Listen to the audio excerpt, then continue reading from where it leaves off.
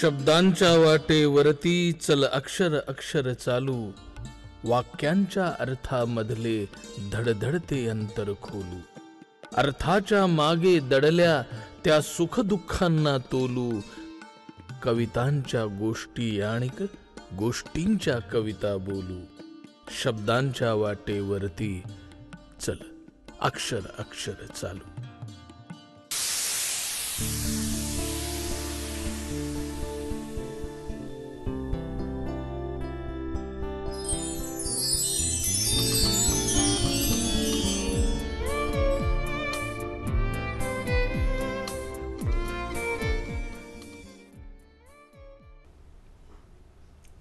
नमस्कार. अक्षरांच्या वाटेवर या मालिकेच्या या भागात आपणा सगळ्यांचं मनपूर्वक स्वागत. आपण आलो आहोत औरंगाबादमध्ये भेटायला अशा एका कवी लेखकाला ज्यांच्या लेखणीने गेली अनेक दशकं आपल्या मनावर गारूड घातलंय. जुलूस, आदिम, वृंदगान, फकीराचे अभंग अशा विविध काव्य संग्रहातून आणि एरवीही त्यांची लेखणी, त्यांची बहुविधा प्रतिभा आपल्याला कायमच भुरळ घालत आली आहे. मग त्यांची कविता भावकविता आहे, सामाजिक राजकीय भाष्य करणारी कविता आहे, कधी चक्क उपहासात्मक विनोदी कविता सुद्धा आहे. अशी त्यांची विविधांगी कविता आणि त्यांचं व्यक्तिमत्व आजच्या या भागात आपल्यासमोर उलगडण्याचा छोटासा प्रयत्न करणार आहोत. अर्थात त्यांच्याविषयी हे सांगायलाच हवं की मराठी वाचक असं म्हटलं की जी कविता अपरिहार्यरित्या आपण वाचलेली असतेच, किंबहुना अनेकदा त्याच कवितेपासून आपली कवितेची गोडी सुरू होते, ती कविता म्हणजे आई आणि ते कवी म्हणजे पमू शिंदे.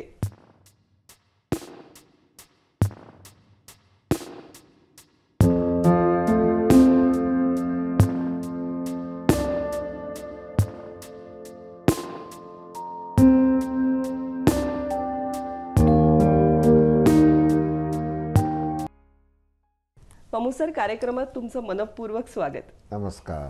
खूप आनंद होतो आहे तुम्हाला प्रत्यक्ष भेटताना, तेही तुमच्या घरी, आणि खूप गप्पा मारायच्यात. पण सुरुवात मी म्हटलं तसं तुम्ही म्हटलात की आम्हाला ती ठळक अक्षरं दिसतात आम्ही पाठ्यपुस्तकात वाचलेली, जिथे आई ही कविता आणि तुमचं कवी म्हणून नाव हा आमचा पहिला परिचय असतो. आणि तो इतकी घट्ट मैत्री तुमच्या कवितेशी त्या कवितेच्या माध्यमातून होते. त्या कवितेबरोबर आम्ही तेव्हा लहान असतो, सगळ्याच आशय कळतो असं नाही, पण जसे मोठे होत जातो तशी तुमची ती कविता मनात अधिक गडद होत जाते आणि आईच्या असण्याबरोबर नसण्याबरोबर ती इतकी जोडली जाते. तर आपण त्याच कवितेने सुरुवात करूया का? ते छान आहे सुरुवात ही. आणि तुम्हाला गंमत वाटेल की आई ही कविता जर कोणी मला विचारलं कुठं सुचली आणि कशी लिहिली, तर त्याची एक गंमत आहे की मी प्रोफेसर असताना देवगिरी कॉलेजला मी स्टाफ रूममध्ये बसून ही लिहिलेली कविता आहे. अच्छा. नवल वाटेल, पण स्टाफ रूममध्ये बसून लिहिलेली कविता असली तरी सुद्धा डोक्यामध्ये या कवितेच्या संबंधानं जे चिंतन बनन चाललेलं असतं ते असतं. फक्त ही कागदावर उतरवली मी स्टाफ रूममध्ये बसून.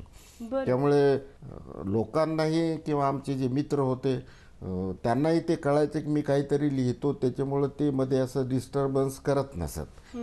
पण माझा कविता लिहून झाल्यानंतर माझा एक मित्र होता, तो म्हणाला आई ही कविता मलाही खूप आवडते आणि ती श्रेष्ठ कशामुळं आहे हे मी माझ्यापुरतं शोधून काढलेलं आहे म्हणे. की आई या शब्दामध्ये 2 अक्षर आहेत, आत्मा आणि ईश्वर. आ म्हणजे आत्मा, ई म्हणजे ईश्वर. आत्म्याचं आणि ईश्वराचं एकत्रित जिथं दर्शन घडतं ती म्हणजे आई. हे तर माझ्याही मनात नव्हतं, पण साधारण या कवितेवर प्रेम करणारी माणसं किती बाजूनं किती अंगानं प्रेम करतात त्याचं ते एक उदाहरण होतं आई. आणि आई ही कविता अनेक वर्ष पाठ्यपुस्तकात, शालेय पाठ्यपुस्तकात होती. त्यामुळं ती विद्यार्थ्यांचीही आवडती, विद्यार्थ्यांच्या आईवडिलांचीही आवडती आणि विद्यार्थ्यांना जे शिकवणारे गुरुजन होते त्यांचीही ती आवडती सर्वांनाच. आज मी कुठेही गेलो पमू शिंदे म्हटलं की ते म्हणतात आई का. तर त्याच्यामुळं हे सगळे आईचे आशीर्वाद प्रत्येकाच्या आईचे आशीर्वाद असतात. तसा हा माझ्या आईचा आशीर्वाद हा माझ्यासोबत आहे. आणि खरी गोष्ट ही आहे की मी लहानपणी शाळेत जाताना इकडे तिकडे होमवर्क करणं, काही चुकलं, काही माझी आई शिकलेली नव्हती पण लक्ष असायचं. आणि सगळ्यात धाक आमच्या वडिलांच्यापेक्षासुद्धा म्हणजे बापापेक्षासुद्धा आईचा धाक जास्त होता. कारण आईला असं वाटायचं की आपलं लेकरू शिकून पुढं गेलं पाहिजे. घरी काहीच नाही, खूप गरिबी होती आणि त्याच्यामुळं तो धाकसुद्धा प्रेमाचा धाक असायचा. पण मी जेव्हा तालुक्याला जायचो तेव्हा मला काही वाटू नये म्हणून गावातून निघताना, निरोप देताना नेहमी आमच्या आईच्या डोळ्याला असा पदर लावलेला असायचा. त्याच्यात ती अश्रू लपवायची. आणि ती काही शिकलेली नव्हती, टाटा हाय वगैरे असं करणं नाही. पण कोपऱ्यावरून मी दिसेन असा ज्या कोपऱ्यावरून होईल तिथं फक्त मी एकदा वळून पाहायचो आणि ते असा हात हलवायचे आणि जा असं सुचवायची. तेव्हा ह्या सगळ्या गोष्टी होत्या, ह्या लिहिताना सुद्धा डोक्यात असतात. तर ही मी स्टाफ रूममध्ये लिहिलेली कविता आहे. मला काही अशी लेखनाची, चिंतनाची, वाचनाची अशी स्वतंत्र खोली नाही. मी कुठेही बसतो, कुठेही वाचतो आणि कुठेही लिहितो. अनेकदा प्रवासातही लिहितो. त्याच्यामुळं असं ठराविक काही काही वेळा होतं की अमक्या ठिकाणी हे बसायचं आणि लिहायचं, तसं काही नाही. एक मोकळेपणाने मी कुठेही सुचलं तरी मी लिहितो. तशी ही आई मला स्टाफ रूममध्ये लिहिलेली कविता आहे. तेव्हा देवगिरी कॉलेजच्या स्टाफ रूममध्ये ती कविता तुम्हाला मी ऐकवतो. जरूर. ती तुमच्याकडून ऐकणं हा म्हणजे आनंद ठेवा. सगळ्यांनाच ते आवडतं. आणि खरं म्हणजे माझी कविता सादर करताना मीही ऐकतो. त्यामुळं माझ्या तोंडून माझी कविता मलाही ऐकायला आवडते. हा एक मोठा योगायोगाचा भाग नाही, आनंदाचाच भाग आहे. मी सांगतो की आई एक नाव असतं, आई एक नाव असतं, घरातल्या घरात गजबजलेलं गाव असतं, घरातल्या घरात गजबजलेलं गाव असतं. सर्वात असते तेव्हा जाणवत नाही, सर्वात असते तेव्हा जाणवत नाही. आता नसली कुठंच तरीही नाही म्हणवत नाही. आई एक नाव असतं. जत्रा पांगते पालं उठतात, जत्रा पांगते पालं उठतात, पोरक्या जमिनीत उमाळे दाटतात. जत्रा पांगते पालं उठतात, पोरक्या जमिनीत उमाळे दाटतात. आई मनामनात तशीच ठेवून जाते काही, आई मनामनात तशीच ठेवून जाते काही. जीवाचं जीवालाच कळावं असं देऊन जाते काही, जीवाचं जीवालाच कळावं असं देऊन जाते काही. आई असतो एक धागा, आई असतो एक धागा, वातीला उजेड दावणारी समईतली जागा. आई असतो एक धागा, वातीला उजेड दावणारी समईतली जागा. घर उजळतं, घर उजळतं तेव्हा तिचं नसतं भान, घर उजळतं तेव्हा तिचं नसतं भान. विझून गेली अंधारात की सैरावैरा धावायलाही कमी पडतं रान. पिकं येतात जातात, पिकं येतात जातात, माती मात्र व्याकुळच. पिकं येतात जातात, माती मात्र व्याकुळच. तिची कधीच भागत नाही तहान, तिची कधीच भागत नाही तहान. दिसत काहीच नसलं डोळ्यांना, दिसत काहीच नसलं डोळ्यांना, तरी खोदत गेलो खोल खोल की सापडतेच अंतःकरणाची खाण, अंतःकरणातली खाण. खोदत गेलो खोल खोल, खोदत गेलो खोल खोल. याहून का निराळी असते आई, याहून का निराळी असते आई. ती घरात नाही, ती घरात नाही, तर मग कुणाशी बोलतात गोठ्यात हंबरणाऱ्या गाई. ती घरात नाही तर मग कुणाशी बोलतात गोठ्यात हंबरणाऱ्या गाई. आई, आई खरंच काय असते, आई खरंच काय असते. लेकराची माय असते, वासराची गाय असते, दुधाची साय असते, लंगड्याचा पाय असते, धरणीची ठाय असते, आई खरंच काय असते. आई खरंच काय असते, लेकराची माय असते, वासराची गाय असते, दुधाची साय असते, लंगड्याचा पाय असते, धरणीची ठाय असते. आई असते जन्माची शिदोरी, आई असते जन्माची शिदोरी, सरतही नाही उरतही नाही, सरतही नाही उरतही नाही. आई एक नाव असतं, आई एक नाव असतं. आता नसते तेव्हा, आता नसते तेव्हा घरातल्या घरात गलबललेलं गाव असतं. आता नसते तेव्हा घरातल्या घरात गलबललेलं गाव असतं. आई एक नाव असतं. म्हणजे ही कविता ऐकली की डोळे पाणावतातच, टचकन पाणी येतं डोळ्यामध्ये. आणि ही तुमच्या आईची जशी कविता आहे तशी मला वाटतं प्रत्येक आईची कविता ती झाली आहे. सगळीकडे हाच अनुभव येतो, खरं आहे ते. आणि सगळ्यांच्याच आईची ती कविता व्हावी या अर्थानंच आणि या हेतूनच मी ती लिहिलेली होती. फक्त माझ्या आईपुरतीच ती मर्यादित मी ठेवलेली नाही आणि ठेवायची नाही असं माझा हेतूही होता, असं धोरणही होतं. त्या पद्धतीने ही कविता आलेली आहे.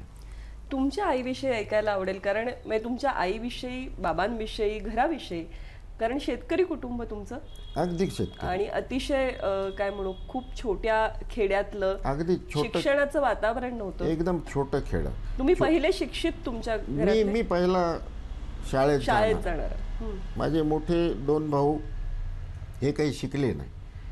मग आईनं मला शाळेत घातलं. तर गावात शाळा 4थीपर्यंतच होती आणि नंतर मग तालुक्याला 5वी ते 10वी कळमनुरीला. आणि आमच्या गावात पोस्टसुद्धा नाही, म्हणजे मुक्काम रुपूर आणि पोस्ट नांदापूर असा आमचा पत्ता, पोस्टल ॲड्रेस होता. आता हे नांदापूर म्हणजे कुरुंदकर सरांचं आजोळ, नागो नांदापूरकर यांचं ते गाव आणि कुरुंदकरांचं आजोळ. त्याच्यामुळं कुरुंदकर होते तेव्हा गमतीनं मला म्हणायचे की माझ्या आजोळशिवाय तुला पत्रच मिळू शकत नाही असं म्हणायचे, कारण ते पोस्ट नांदापूर होतं. आणि मग नंतर मी कळमनुरीला शिकायला गेलो. एकटाच होतो मी. म्हणजे अगदी 5वीच्या वर्षापासून मला वाटतं तुम्ही एकटे राहत होता. एकटा स्वतः स्वयंपाक करायचा 2 टाईमचा, शाळेत जायचं 5वी ते 10वी एकटाच. भाड्यानं किरायानं खोली करायची आणि घरमालकही खूप छान होते आमचे, खरवडकर काका म्हणून. आणि किराया तरी किती, भाडं तरी किती, ₹1.5 भाडं होतं. पण त्यावेळी ₹1.5 म्हणजे पुष्कळच होता, कारण ₹150 तोळा सोनं होतं आणि ₹5 महिन्यामध्ये सगळं महिना चालवायचा. आणि ते मला ₹5 स्कॉलरशिप मिळायची जिल्हा परिषदेची, मी वर्गात पहिला असल्यामुळं. त्याच्यामुळं त्याच्यात ते भागायचं. वर्षाच्या शेवटी ₹60 मला मिळायचे 12 महिन्याचे, 12×5 = 60. तर तेवढ्यामध्ये ते सगळं भागवून मग मी असं शिक्षण घेत गेलो. पण खूप कष्टाचं असेल हे तुमच्यासाठीही, तुमच्या आईबाबांसाठी. हो हो हो. त्यांना पण त्यांचा एक विश्वास होता की मुलगा उत्तम शिकेल, सगळं करेल आणि नेहमीच वर्गात पहिला येणार अशी त्यांना ती खात्री असायची. त्याच्यामुळं ते निश्चिंतही असायची आणि त्यांना आनंदही वाटायचा त्या ह्याच्यात. आणि आमचे शिक्षकही खूप छान होते. तुम्हाला साहित्याची गोडी आणि भाषेची गोडी लावण्यामध्ये शिक्षकांचाच मोठा वाटा. आणि मला कसं भाषेसंबंधी खूपच लळा होता. मग मराठी असो, हिंदी असो, इंग्रजी असो.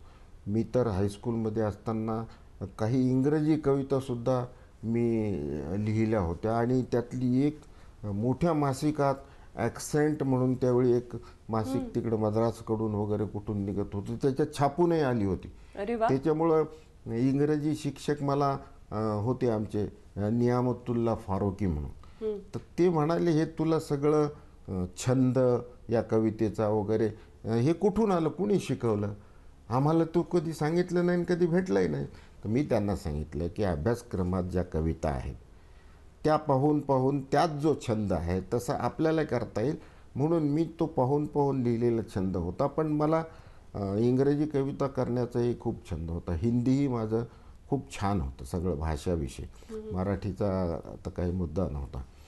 तर ते शालेय जीवनापासूनच मी अशा छोट्या मोठ्या कविता लिहित असे. विशेषतः भारतातले आमचे सगळे रक्षण करणारे जे आमचे सैनिक बंधू आहेत, मग त्यांच्यावर मी कधी कविता लिहित होतो. त्या काळातले पंतप्रधान लालबहादूर शास्त्री यांच्यावरही मी कविता लिहिली होती. म्हणजे असे एक उदात्त जे विषय होते त्या विषयाचं आकर्षण स्वाभाविक त्या वयामध्ये जे असतं तसं मला होतं. आणि मग पुढे पुढे हळूहळू कविता वेगळ्या पद्धतीनं वाटचाल करत गेली ती आतापर्यंत.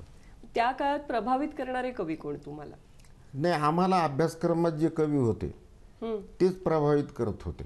त्याचं कारण असं की अवांतर वाचन आमचं काही कवितांचं नव्हतं. तिथं सार्वजनिक वाचनालयात जाणं आणि अमकं करणं हे घडतही नव्हतं. आणि तिथं वाचनालयसुद्धा फार छोटं होतं आणि ते आम्हाला माहीतही नव्हतं. मग हे अभ्यासक्रमाच्या कवितांचे जे संस्कार होत होते, म्हणजे मराठीची कविता असो, हिंदीची कविता असो, इंग्रजीची कविता असतो, त्या संस्कारातूनच मग आम्ही काही घेत गेलो. आपल्याला काही लिहिता येतं का, त्या संस्कारातूनच मी इथपर्यंत आलो. म्हणजे स्वतःची वाट शोधत शोधत शोधत अगदी फार. म्हणजे कॉलेज जीवनामध्ये सुद्धा मग खूप छान शिक्षक आम्हाला मिळाले. नामवंत लेखक, कथाकार गुरुवर्य राराम बोराडे, नामवंत लोकसाहित्याचे भारतातले अभ्यासक गुरुवर्य डॉक्टर प्रभाकरराव मांडे, समाजशास्त्राचे डॉक्टर उत्तमराव भुईटे, आणि पॉलिटिकल सायन्सला आम्हाला, माझं इंग्लिश मीडियम होतं लेखनाचं सुद्धा. पूर्वी कसं होतं की मीडियम ऑफ इन्स्ट्रक्शन इंग्रजी असायचं, पण तुम्ही पेपर मराठीतून लिहू शकत होते. पण माझं लिहिण्याचंही माध्यम इंग्रजीच होतं. त्यामुळं आम्हाला पनिक्कर म्हणून गुरुजी होते केरळमधले, नंतर ते तिकडे गेले. पण पनिक्कर ही जी फॅमिली आहे देशातली, ती मोठी लेखनात, कलेत विचारवंत, ख्यातनाम त्याच घराण्यातले हे पनिक्कर होते. ते शिकवायचे. मग समाजशास्त्र, मराठी हे सगळं आम्हाला होतं. आणि ते कॉलेजचे संस्कार खूपच छान असे होते. आणि मी वक्तृत्व स्पर्धेत इकडे तिकडे दोघांची जी टीम असायची त्या टीममध्ये मी हा होतोच. तर ती खूप पारितोषिकं आम्ही आणायचो. त्याच्यामुळं सभाधीटपणा त्याच्यातून येत गेला. जेव्हा नवीन नवीन लेक्चरर झाल्यानंतर सभाधीटपणा नसेल तर जरा गडबड होते. आता आम्ही लेक्चरर सारखे विद्यार्थी होतो तेव्हापासूनच बोलत होतो. त्यामुळे तो आम्ही MA पास झाल्याबरोबर लेक्चरर म्हणून इकडे रुजू झालो तेव्हा आम्हाला त्याची काही अडचणच नव्हती. त्याच्यामुळं मुलंही खूप खुश असायची आम्ही शिकवताना वगैरे. आणि आमची ती पद्धती लकाबाई शिकवायची तशी मुलांना आपल्यात सामावून घेऊन आम्ही शिकवणार. त्याच्यामुळं इतर विषयाची मुलंसुद्धा माझ्या वर्गात येत असत लेक्चर्सनं. असा खचाखच वर्ग भरलेला असायचा. आणि मी कधी हातात पुस्तक घेऊन शिकवलं नाही, कधीही नाही. आदल्या दिवशी त्याचा अभ्यास करायचा आणि मग शिकवायचा. आणि मग त्याच्यामुळं मुलांनाही आणि मग मलाही आपण कीर्तनकार आहोत या गोष्टीचा आनंद होत होता. नक्कीच. आजही तुमची भाषणं जेव्हा ऐकतो तेव्हा त्याची एक आम्हाला चुणूक नक्कीच बघायला मिळते. तुम्हाला विनोदाचंही तितकंच आकर्षण आहे आणि उपहास हाही तुमच्या लेखणीचा एक स्वभाव धर्म राहिलेला आहे. याविषयी काय सांग? नाही, मी कसं शालेय जीवनापासून असं थोडंसं विनोदी स्वभावाचाच होतो. मी मित्रांशी बोलताना त्या पद्धतीनंच मी बोलायचो. त्याच्यामुळं मी मित्रांच्यामध्ये फार लोकप्रिय होतो. असं हे हलकं फुलकं पण विषयाला धरून असं मी बोलत असे. तर जसं मी आता रस्त्यात समजा खड्डा पडला तर आपण ते रस्त्यात खड्डा पडला तर एकदम आपल्या कपाळाला आठ्या येते ते काय चाललं काय नाही काय. पण आमच्या स्वभावानं आम्ही ते न्याहाळतो आणि मग आम्ही गमतीनं म्हणतो की असं नाराज व्हायचं नाही खड्ड्यावर. तुम्ही भारतीय रस्ते बांधणीच्या तंत्रज्ञानावर खुश व्हायला पाहिजे की बा ही मंडळी खड्ड्याला खड्डा जोडून रस्ते कसं काय तयार करतात. म्हणजे हा पाहण्याचा जो दृष्टिकोन आहे तो त्यातून येतो. आणि मला हा शालेय जीवनापासून तो होता, ती लकब होती. आणि ते मी त्यावेळी एक तर लिहित नव्हतो, नंतर मी लिहित असे वेगवेगळ्या पद्धतीनं. गद्य तर मी फार कमी लिहिलं आणि पद्य जे लिहिलं ते गंभीरच लिहिलं. ते लोकांना अनेकदा असं वाटायचं की असं हे पाहिलं तर हा माणूस इतकी गंभीर कविता लिहित असेल असं काही वाटत नाही. आणि काही काही वेळा तर गमतीनं असंही म्हणायचे की हा इतका हलका फुलका विनोदी असा बोलतो इकडं तिकडं, कविता इतकी गंभीर आहे, बहुतेक ह्याची पत्नीच ह्याला कविता लिहून देत असे असं गमतीनं. आणि हा आपलं नाव टाकतो. ते नवल वाटायचं ना लोकांना, इतकी गंभीर कविता. आणि तर मी म्हटलं बा 24 तास काय माणूस गंभीर राहत नाही. जगणं जे आहे ते मी माझ्या पद्धतीनं जगलो. आणि मग सगळं जे विश्व आहे अवतीभोवतीचं ते मी पाहिलं, ते माझ्या पद्धतीनं लिहिलं, असं त्याचा भाग आहे. एखादी कविता ऐकवा तुमच्या आवडीची कोणतीही. नाही, आता माझ्या आवडीची जी कविता आहे, एक नवीनच कविता ऐकवतो जरूर. जरा. मला एकदा प्रश्न असा विचारला होता, मी प्रश्नोत्तराचंही सदर चालवत असे लोकमतला. हा, गमतीचे प्रश्न विचारायचे आणि मी गंभीर उत्तर देत होतो. बरं. तर मला एक असं काय उत्तर येईल याच्यामुळे मला एक प्रश्न विचारला एका विद्यार्थ्यानं, की कालच्या स्त्रीचा पदर डोक्यावर होता, आजच्या स्त्रीचा पदर खांद्यावर आला, तर उद्याच्या स्त्रीचा पदर कुठं जाईल.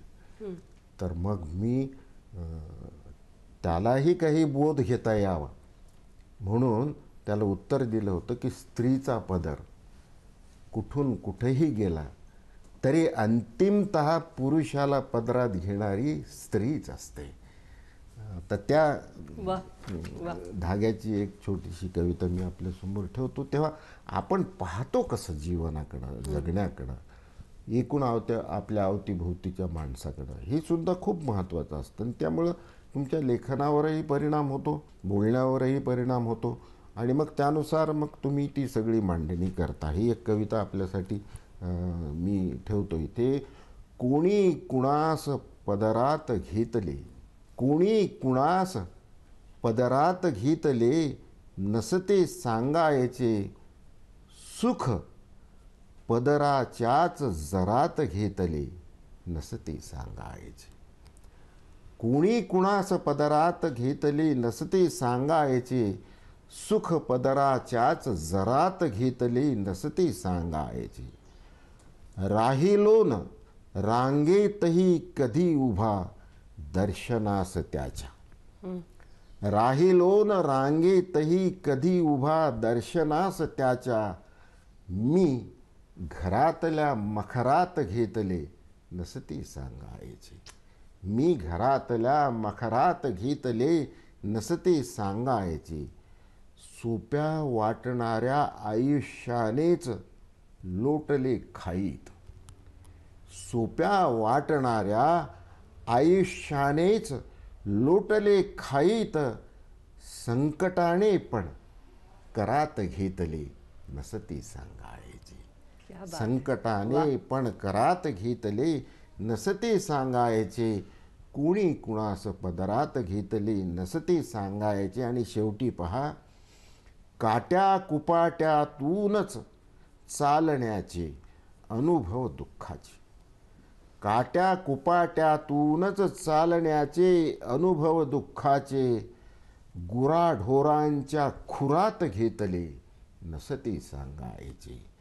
काट्या कुपाट्यातूनच चालण्याचे अनुभव दुःखाचे, गुराढोरांच्या खुरात घेतले, नसते सांगायचे.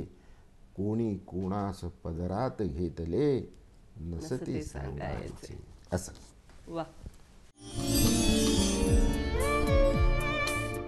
तुमची एक कविता आहे जिचा खूप कौतुकाने उल्लेख पु ल देशपांडे यांनी सुद्धा केला हो, आहे. हो. आणि त्या कवितेचा विषयच आपण सगळ्यांचं आराध्य दैवत म्हणूया असं संगीत क्षेत्रातलं नाव म्हणजे लता मंगेशकर, ज्यांना निरोप देणं खरं तर आपल्याला शक्य नाही, पण परिस्थितीने आपण तो दिलेला आहे. तर त्या कवितेने आपण गप्पांना पुढे जाऊया का, सुरुवात करूया का? हो हो. हा जेव्हा माझा संग्रह प्रकाशित झाला आणि त्याच्या आधी लताबाईंच्या संबंधीची कविता प्रकाशित झाली, तेव्हा पुलंनी आवर्जून मला पोस्ट कार्ड पाठवलं. त्यांना ती कविता, ते त्यांनी असं लिहिलेलं आहे, ते आपण संग्रहावर सुद्धा छापलेलं आहे की लतावरची तुमची कविता तर मला अतिशय अप्रतिम वाटली. तिच्या सुरांचे व्यक्तिमत्व निशिगंधासारखेच आहे. सदैव हिरवा ताजेपणा, शुभ्र निर्मळता आणि जीवघेणा मोहक सुगंध हे तीनही गुण तिच्या गायनात आहेत. पुलंनी आवर्जून पत्र पाठवून लताबाईंच्या वरची कविता वाचून त्यांना ती खूप आवडली आणि मग ते पुलंच्या इतकी रसिकता कुठं असेल असं मला वाटत नाही. आणि ते किती लहान कवी असो मोठा कवी असो तेवढ्याच सढळ हातानं रसिकतेचं देणं त्यांनी दिलेलं आहे. तर ही कविता आपण पाहू. लता मंगेशकर. पावसाच्या थेंबाची मातीस तहान होती. पावसाच्या थेंबाची मातीस तहान होती. भिजलेल्या तरी तुझ्या कंठाची आण होती. वा. पावसाच्या थेंबाची मातीस तहान होती. भिजलेल्या तरी तुझ्या कंठाची आण होती. तृप्तीत जलधारांच्या वसुंधरा न्हात होती. तृप्तीत जलधारांच्या वसुंधरा न्हात होती. व्याकुळ स्वरात मग्न एकटी उन्हात होती. व्याकुळ स्वरात मग्न एकटी उन्हात होती. कधी तरारले कोंब कधी अंकुर जळले. कधी तरारले कोंब कधी अंकुर जळले. रान तेव्हाही तुझ्या हृदयाकडेच वळले. रान तेव्हाही तुझ्या हृदयाकडेच वळले. बहर खुलले फुलले. बहर खुलले फुलले. ऋतू हसले रुसले. बहर खुलले फुलले. ऋतू हसले रुसले. फुलपाखरू नादाचे रंग होऊन बसले. फुलपाखरू नादाचे रंग होऊन बसले. जळणारे दुःख असो असो सुख व्हाळणारे. जळणारे दुःख असो असो सुख व्हाळणारे. गीत तुझे चिरंतन रक्तातून खेळणारे. जळणारे दुःख असो असो सुख व्हाळणारे. गीत तुझे चिरंतन रक्तातून खेळणारे. डोळ्यातून आजच्या उगवतो काल नवा. डोळ्यातून आजच्या उगवतो काल नवा. रात्रीस उजळतोच उद्याचा आज दिवा. रात्रीस उजळतोच उद्याचा आज दिवा. अनंत अनामिकास अनंत अनामिकास कान हेच नाव आहे. अनंत अनामिकास कान हेच नाव आहे. तुझ्या स्वरांचे त्यांचे एकमेव गाव आहे. तुझ्या स्वरांचे त्यांचे एकमेव गाव आहे. आणि शेवटी कंठ तुझा फुलांच्या आवडीचा छंद होतो. कंठ तुझा फुलांच्या आवडीचा छंद होतो. विषारी वाटणाऱ्या धोतऱ्यास गंध येतो. विषारी वाटणाऱ्या धोतऱ्यास गंध येतो.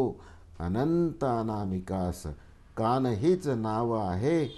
तुझ्या स्वरांचे त्यांचे एकमेव गाव आहे. क्या बात आहे. वा वा वा. गीत चिरंतन तुझे असं जे तुम्ही म्हटलंय खरं आहे. म्हणजे खरंच चिरंतनत्व लाभलेलं त्यांचं गाणं आणि त्याचं इतकं सुंदर रसग्रही असं विश्लेषण तुम्ही या कवितेत केलेलं. वा. आता तुम्ही म्हणालात पुलंविषयी आणि पुलंच्या रसिकतेविषयी. तर तुमच्या तरुणपणी म्हणूया किंवा जो एक काळ होता, तुम्ही तुमच्या गुरुजनांचा उल्लेख केलात, तसं मला वाटतं तुम्हाला मित्रपरिवार मैत्रही तसेच लाभले. मोठा मोठा परिवार. आणि त्यात मराठवाडा ही तर काय म्हणूया अतिशय सुपीक आणि रसिकतेची भूमी आहे. तर याविषयी थोडं सांगा ना. नाही, मी मित्रपरिवार माझा शालेय जीवनापासूनच खूप मोठा. मग मी कॉलेजला परभणीला होतो शिकायला. आमचे प्राचार्य रामदास डांगे संत साहित्याचे मोठे अभ्यासक होते. आमचे गुरुवर्य राराम बोराडे लेखक, डॉक्टर प्रभाकरराव मांडे, उत्तमराव भट हे सगळे शिकवायला होते. तेव्हाही आमचं मित्रमंडळ होतंच. मी नाटकातून काम करत असे. बरं. दत्ता चौगुले बासरी वादक जे होते ते आमच्याबरोबर होते, ते बासरी वाजवायचे. अशी सगळी कलाप्रेमी आणि कलासक्त आमचं विद्यार्थी मंडळ होतं. त्यामुळं खूप वेगवेगळे संस्कार कलेच्या अंगानं सुद्धा होत असत. दुःख आणि उदास वाटणं हा एक भाग लेखनातून माझ्या सुटला नाही. एक छोटीशी कविता मी तुमच्या समोर ठेवतो ही, जरूर. की काही वाचतो काही लिहितो तेव्हाही उदास वाटते. काही वाचतो काही लिहितो तेव्हाही उदास वाटते. डोळे बाहेर मिटून बघतो तेव्हाही उदास वाटते. काही लिहितो काही वाचतो तेव्हाही उदास वाटते. डोळे बाहेर मिटून बघतो तेव्हाही उदास वाटते.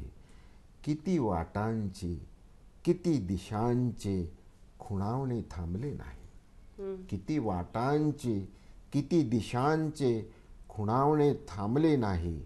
मी माझ्याच मार्गाने निघतो तेव्हाही उदास वाटते.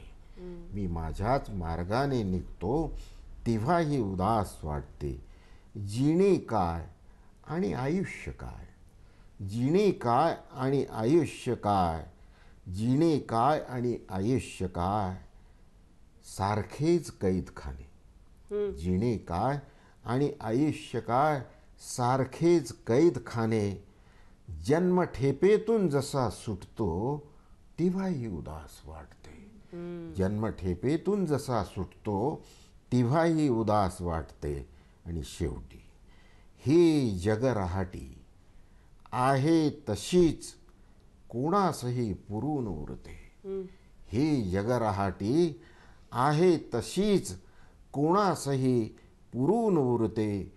जगण्याच्या कलाने मी जगतो तेव्हाही उदास वाटते. वा. जगण्याच्या कलाने मी जगतो तेव्हाही उदास वाटते. काही वाचतो काही लिहितो तेव्हाही उदास वाटते. वा वा. खरंच मला वाटतं, आणि ही उदासी जी आहे ती थोडा काळाचाही महिमा आहे. अलीकडे हो, हो. हा सूर प्रत्येकाच्या आयुष्यात उदासीचा अधिक गडद होताना आपल्याला दिसतो आहे. पण तुमच्या स्वभावामध्ये एक मिश्रण आहे उदासीचं आणि मिश्किलपणाचं. हो हो हो. या दोन्हीचंही एक संमिश्र चित्र तुमच्या निमित्ताने आमच्या समोर उभं राहतं. लेखनामध्ये पण तो हलका फुलका एरवी जगण्यातल्या येत नाही. वावराचा जो भाग आहे त्याला बिलकुल येऊ दिलेला नाही. कारण ह्याची प्रतिज्ञा वेगळी आहे आणि तिथं जे जगतो ते वेगळं आहे. याची प्रतिज्ञा काय आहे म्हणजे ह्याची शब्दात? प्रतिज्ञा ही आहे की विश्वामध्ये जे जे फार गंभीर घडत आहे, जे जे दुःखाला जवळचं मला जे दिसलं ते होतं आहे, ते पाहून मन एका वेगळ्या चिंतनाकडे जातं आणि मग त्यातून ह्या कविता येतात आणि त्या सगळ्यांच्याच असतात. कधीही असे घडले नाही जिथे दुःख भेटले नाही. वा. कधीही असे घडले नाही जिथे दुःख भेटले नाही. स्वप्नही असे पडले नाही जिथे दुःख घडले नाही. वा. मी गोसावी दारोदारी सुखे मागत फिरतो आहे. मी गोसावी दारोदारी सुखे मागत फिरतो आहे. दाराशी सापडले नाही जिथे दुःख भेटले नाही. क्या बात है. वा वा. फार सुंदर. आता तुम्ही हे सगळं सांगत असताना मनात एक भाबडा प्रश्न म्हणूया, पण असा की कविता ही सुचते कशी, आणि तुम्ही अनेक प्रयोगही केलेले दिसतात कवितेशी, कवितेच्या फॉर्मशी रिलेटेड असे.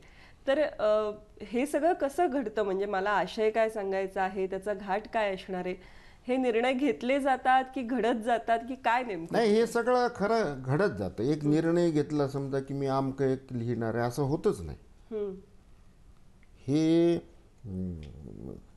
कलावंताची जी प्रज्ञा असते ही 24 तास काहीतरी ग्रहण करत असते.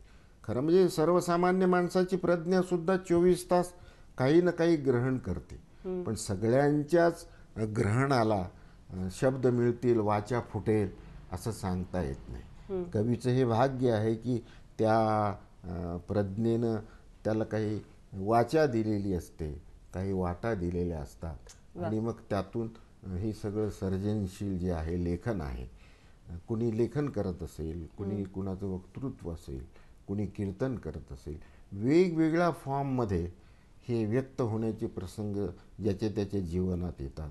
पण आता जर कविता लेखनाविषयी आपण बोलतो, तुम्ही गीतही लिहिलीत आणि चित्रपटांसाठीही लिहिलीत, मालिकांची शीर्षक गीतं लिहिलीत, तर या पद्धतीचं जेव्हा लेखन करता तर मग ती प्रक्रिया थोडी वेगळी होते का? नाही, तिथे कसं असतं की आपल्याला अमक्या एका कारणासाठी आणि त्याच्या आशयाच्या चौकटीत तुम्हाला ते लेखन करून द्यायचं आहे. म्हणजे मेड टू ऑर्डर असं जे असतं तसा एक तो भाग येतो. पण त्यातही पुष्कळदा आपली जी क्रिएटिव्हिटी आहे ती आपल्याला तिथे मांडता येते, पण फार कमी स्कोप असतो. पण तेही करताना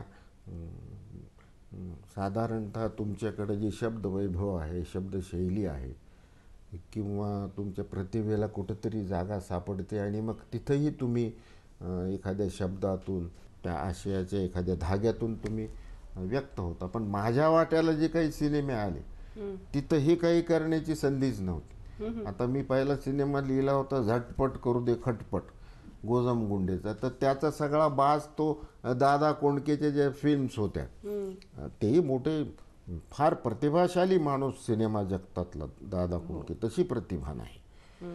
पण ते नुसतं ते अनुकरण होतं, पण ते निर्मात्याला ते पाहिजे होतं. मग त्या प्रकारची ती सगळी जी गाणी आहेत, महेंद्र कपूर, उषा मंगेशकर, ती जोडी दादा कोंडके यांच्या सिनेमाची जी जोडी होती गायकांची, तीच आम्ही घेतली होती. परंतु तिथे असं ज्याला आपण कवितेच्या जवळ जाता येईल असं काही ते घडत नाही. आणि तसं समजा घडलं तर ते सिनेमाच्या चौकटीत बसत नाही. असे गंभीर अशा प्रकारची पण काही गीतही गंभीर लिहिण्याचा पुष्कळदा. एखादा आता आम्हाला एकटाच राहिलो मी सोहळा ओसरला, वा, एकटाच राहिलो मी सोहळा ओसरला, कोण ते मी गाऊ गाणे कोण ताना भाव उरला, परक्या समान सारे दूर कसे पांगती, रिकामेच खोपे परी फांदीवरी टांगती.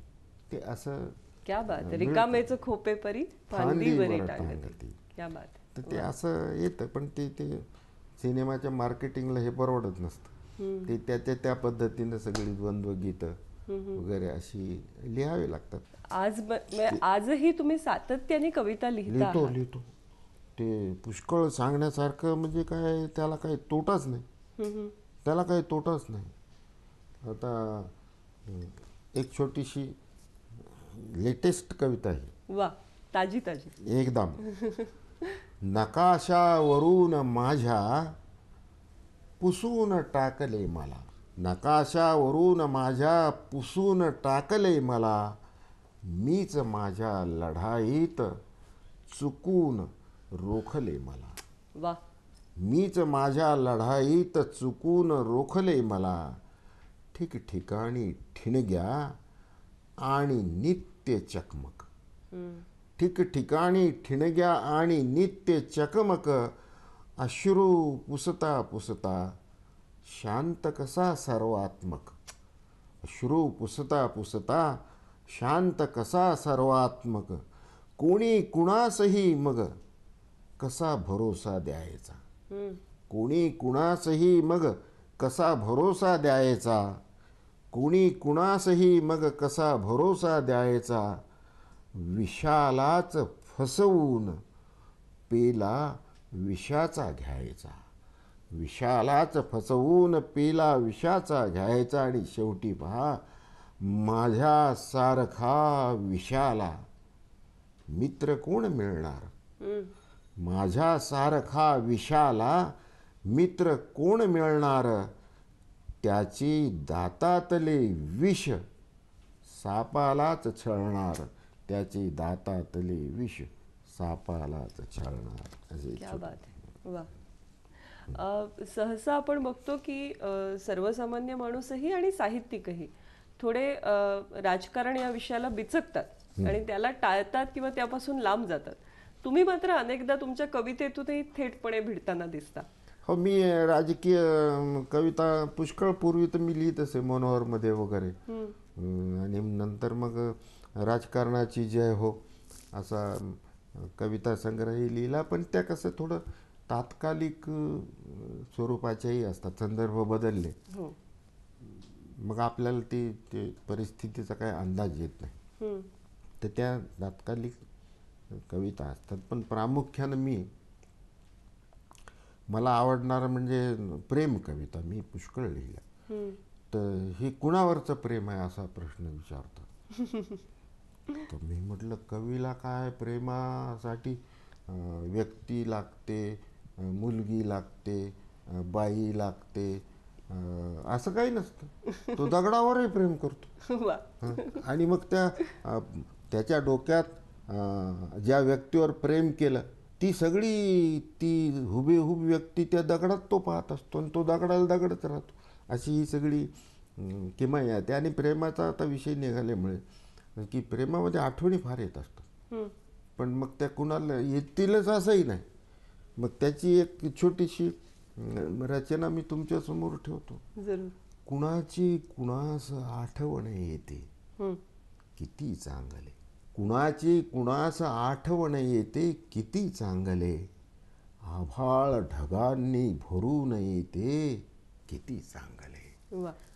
कुणाची कुणास आठवण येते किती चांगले, आभाळ ढगांनी भरून येते किती चांगले, स्वप्नातल्या स्वप्नात का होईना मन परंतु, स्वप्नातल्या स्वप्नात का होईना मन परंतु, आपल्या शेतात फिरून येते किती चांगले. वा.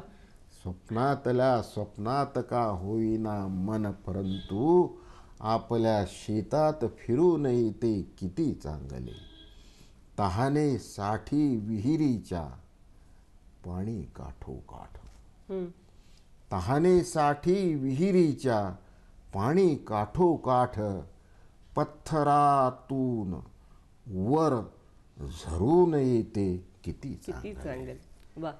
तहानेसाठी विहिरीच्या पाणी काठोकाठ, पत्थरातून वर झरून येते किती चांगले. आणि शेवटी लागली ओढ की फुटतात पाय वाटेस तिचे, वा. लागली ओढ की फुटतात पाय वाटेस तिचे, जगणे सुखाचे विसरून येते किती चांगले, जगणे सुखाचे विसरून येते किती चांगली, कुणाची कुणास आठवण येते किती चांगले. वा वा वा, क्या बात है. वा. फमू सर, तुम्ही जाता जाता मगाशी प्रेमाचा जो उल्लेख केला, तर त्यामुळे कुतूहल छेडलं गेलं तुमच्या आयुष्यातलं प्रेम आणि तुमची प्रेम कहाणी, तीही थोडक्यात सांगाल. ते आमचा तर प्रेम विवाह आहे आणि आंतरजातीय सुद्धा विवाह आहे. तसं म्हटलं तर मी महाराष्ट्रीयन, आमची पत्नी गुजरातची. बरं. त्याच्यामुळं आंतरराज्यीय सुद्धा आहे. आणि म्हणून मी गमतीनं असं म्हणतो की शिवाजी महाराजानंतर गुजरातवर स्वारी करणारा मीच आहे असं त्याच्यामध्ये. तर आम्ही शिकायला सोबत होतो. पण मग गुजराती किती शिकलायत?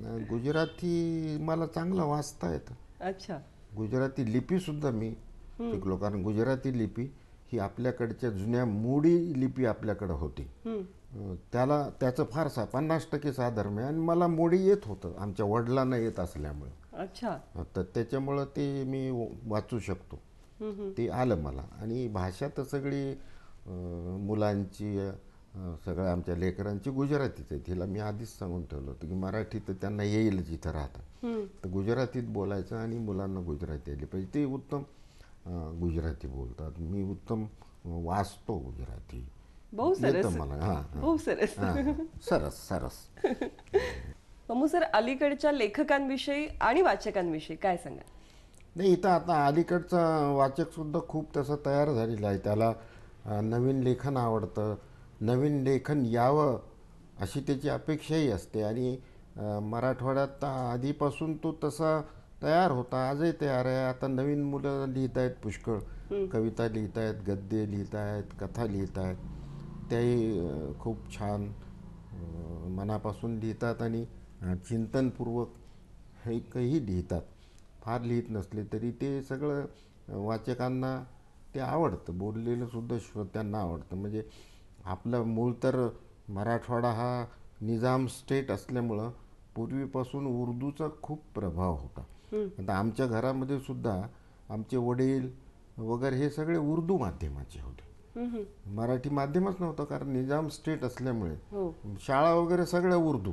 बरोबर. मग आम्ही मराठीतून शिकलो, पण यांना सगळं उर्दू लेखन, सगळं उधाऱ्या दुकान होतं आमच्याकडं छोटंसं, तर हे मोडीतून किंवा उर्दूतून ते असं लिहिलेलं असायचं उर्दूचा. पण तसा उर्दूचा चांगलाही परिणाम झाला, जे छान जाणकार होते आपल्याकडे आणि फार हुशार. उस्मानिया विद्यापीठामध्ये हिंदूंची मुलं उर्दूच्या परीक्षेत प्रथम यायची, इतकी छान ती उर्दू होती. तुमचा तो प्रश्न छान आहे, पण वाचक आहेत चांगले, नवीन मुलं चांगलं लेखन करतात आणि हे वाढत राहील. पूर्वी लेखक कमी होते तरीसुद्धा लेखन खूप सकस. आजही कथेमध्ये म्हटलं तर बी रघुनाथ हे मोठं कुणालाही टाळता येणार नाही, किंबहुना सगळ्यांनाच प्रेरणास्थानी असलेलं नाव आहे.